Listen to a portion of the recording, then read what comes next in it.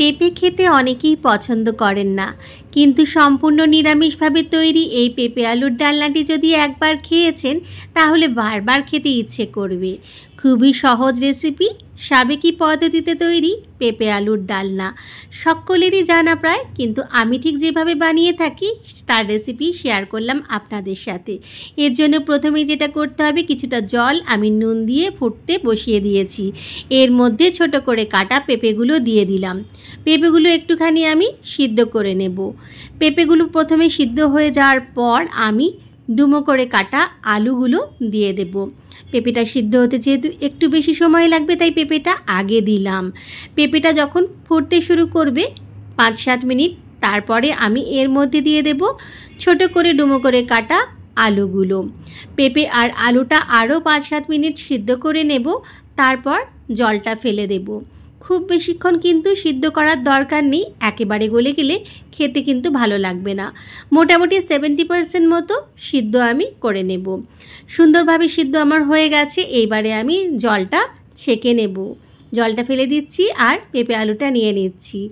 তারপরে চলে যাব মূল রান্নাতে। প্রথমে এই রান্নার জন্য একটা মশলা বানিয়ে নেব। এর জন্য মিক্সিং জারে 2-3 ইঞ্চি আদা ছোট করে কাটা আর একটা বড় সাইজের টমেটো কুচি করা আর এখানে 3টে কাঁচা লঙ্কা আমি নিয়ে নিয়েছি।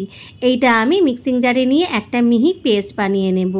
টমেটো, আদা আর কাঁচা লঙ্কার পেস্টটা একেবারে রেডি। এইবার চলে যাব একেবারে মূল রান্নাতে। গ্যাসের ফ্লেমটা অন করে দিয়ে একটা কড়াই বসিয়ে দিয়েছি। এর মধ্যে দিয়ে দিচ্ছি সর্ষের তেল। সর্ষের তেলেতে এবার ফোড়নে দিচ্ছি গোটা সাদা জিরে, গোটা তেজপাতা, গোটা শুকনো লঙ্কা আর গোটা গরম মশলা। গোটা গরম মশলার মধ্যে ছোট এলাচ, বড় এলাচ, দারচিনি, লবঙ্গ সবটাই আছে। ফোড়নের একটু গন্ধ বেরোতে শুরু করলে এর মধ্যে দিয়ে দেব সিদ্ধ করে রাখা পেঁপে আর আলুটা। এবারে হাই ফ্লেমে পেঁপে আর আলুটা খুব ভালো করে নাড়াচাড়া করতে থাকবো, মানে একটু ভাজতে থাকবো। মিডিয়াম টু হাই ফ্লেমে পেঁপে আলুটা আমি ভাজতে থাকবো। যেহেতু পেঁপে আলু সিদ্ধ আছে তাই খুব বেশিক্ষণ ভাজার দরকার নেই, আর ফ্লেমটা লো করারও একেবারেই দরকার নেই। হাই ফ্লেমে একটু ভেজে নেব। দিয়ে দিচ্ছি পরিমাণ মতো হলুদ আর একটুখানি নুন। হলুদ আর নুন দিয়ে আরও একবার নেড়ে চেড়ে ভেজে নিচ্ছি। তারপরে এর মধ্যে দিয়ে দেব সেই মশলাটা যেটা আমি মিক্সিং জারে পেস্ট করে রেখেছিলাম, মানে টমেটো, আদা আর কাঁচা লঙ্কার পেস্টটা। গ্যাসের ফ্লেমটা কিন্তু হাইতেই রেখেছি। মিক্সিং জারে লেগে থাকা মশলার সাথে আরও একটু জল আমি এতে দিয়ে দিলাম। তারপরে আমি ভালো করে মশলাটা কষে নেব। হাই ফ্লেমে মশলাটা খুব ভালো করে কষে নিচ্ছি, যাতে আদা, টমেটো, কাঁচা লঙ্কার কোনো কিছুরই কাঁচা গন্ধ না থাকে। তবে খুব বেশিক্ষণ কষার কিন্তু একেবারেই দরকার নেই।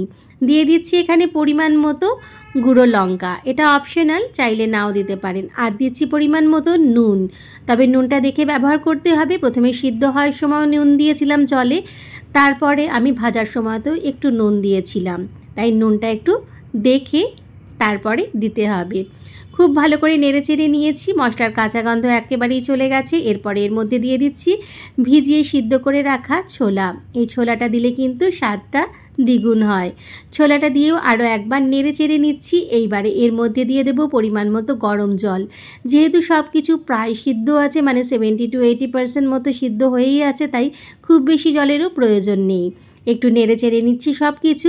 তারপর 7 থেকে 8 মিনিটের জন্য একটুখানি ঢেকে দেব, গ্যাসের ফ্লেমটা একেবারে লোতে করে। 7-8 মিনিট পর ঢাকনা খুলে নিচ্ছি। পেঁপে আলু কিন্তু একেবারেই সিদ্ধ হয়ে গেছে, দেখেই বোঝা যাচ্ছে। শেষকালে যেটা না দিলেই নয় সেটা হলো একটা ভাজা মশলা, যেখানে রয়েছে গোটা জিরে, গোটা ধনে আর গোটা গরম মশলা শুকনো খোলায় ভেজে গুঁড়ো করা। আর দিলাম 1/2 চামচ মতো গরম মশলা গুঁড়ো, আর দিচ্ছি 1.5 চামচ মতো ঘি। এইগুলো কিন্তু দিতেই হবে, তাহলে কিন্তু এই পেঁপে আলুর ডালনার স্বাদ আরও বেড়ে যাবে। সব কিছু খুব ভালো করে মিলিয়ে মিশিয়ে নিচ্ছি। একেবারে শেষকালে দিয়ে দিচ্ছি একটুখানি চিনি। এই চিনিটা দিলেও কিন্তু স্বাদটার একটা সুন্দর ব্যালেন্স হয়, তবে চাইলে নাও দিতে পারেন। সব কিছু ভালো করে মিশিয়ে নিচ্ছি। পেঁপে আলুর ডালনা একেবারে রেডি। সম্পূর্ণ নিরামিষভাবে তৈরি এই পেঁপে আলুর ডালনা রুটি, পরোটা দিয়ে খেতে যেমন ভালো লাগে, তেমনি সাদা ভাত দিয়ে খেতেও অতুলনীয় লাগে। যদিও এটা একটা সাবেকি রান্না, সকলেরই প্রায় জানা, কিন্তু আমি শেয়ার করলাম আমার পদ্ধতিতে। এই পদ্ধতিতে একবার বানিয়ে দেখতে পারেন, মন্দ লাগবে না। ভালো থাকবেন।